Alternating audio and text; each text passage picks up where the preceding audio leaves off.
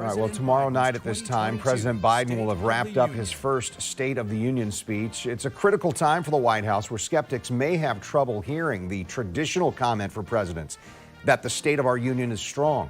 Mr. Biden is expected to speak on several important topics. President Biden hasn't given a formal State of the Union speech yet, and even his address a year ago to a joint session of Congress wasn't the norm. It was sparsely attended in person, with the coronavirus pandemic forcing mitigation measures. And now, a hardly normal speech seems imminent.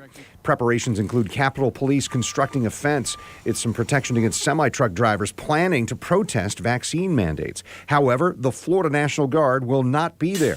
Governor Ron DeSantis announcing on Twitter that he has rejected a request from the president to send troops to D.C.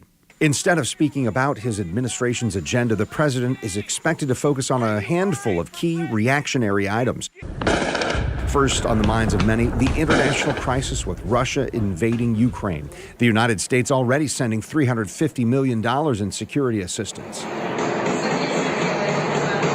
He will talk about the steps we've taken to not only support the Ukrainian people with military and economic assistance, but also the steps he's taken to build a global coalition imposing crippling financial sanctions on President Putin, his inner circle, and the Russian economy. And he will talk about the steps he's taking to mitigate the impact of President Putin's invasion of Ukraine on the global economy and the American people. Among the impact on Americans already, the cost of travel and energy.